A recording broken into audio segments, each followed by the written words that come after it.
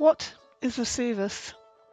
Services can be understood in a variety of ways, by type, by place in the economy, or in the development of an economy, and as a process. We can classify services based on broad type, for example, B2B, B2C, internal, government, and not-for-profit. An example of a B2C, or business to consumer, is a hairstylist. The example of a B2B, or a business to business, is a financial consultant firm providing services to a bank.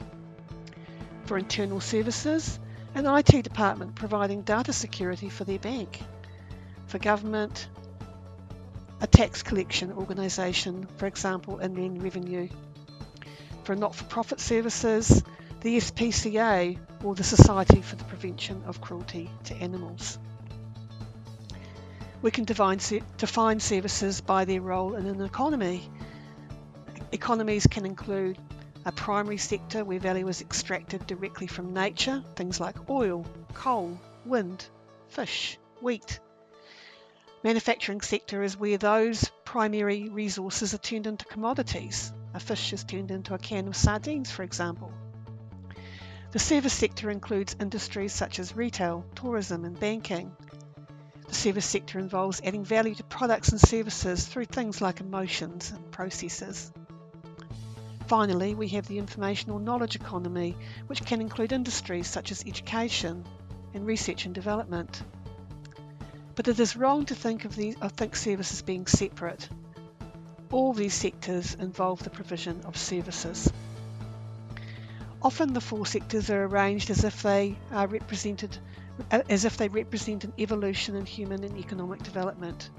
For instance, Pine and Gilmore, in their well-known book The Experience Economy, say that economies develop from commodity economies, that is, economies concerned with extracting wealth from nature, to goods economies, that is, primarily concerned with manufacturing goods, to service economies, adding value through intangible factors such as providing valued processes such as moving a package from A to B, to the penultimate, which they describe as the experience economy, for example, providing an eating experience where people catch their own fish, which they can then have prepared for their meal.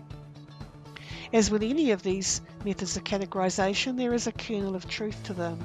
Certainly, many services now depend upon offering interactive experiences as their business model. But it is not correct to give the impression this involves an evolution towards a better or more advanced economy. Actually, all of these stages can coexist in any economy at the same time, and you can certainly have more developed economies primarily dependent on commodities, and less developed economies more dependent on services like tourism. In this course, we prefer to use a simple process-based explanation of what a service is. A service involves a transition of a person or a thing from state A to state B. A change happens. Regarding processes being conducted on people, you can go and get a haircut, which involves changing from feeling scruffy to feeling smart or more attractive. Buying takeaway food involves moving from being hungry to not being hungry. Regarding processes happening to things, a package can be moved from Auckland to Wellington. A motor mower can be serviced so that it moves from not working to working again. And a house or office can go from being dirty to being clean. So there we have it, several ways to understand what a service is.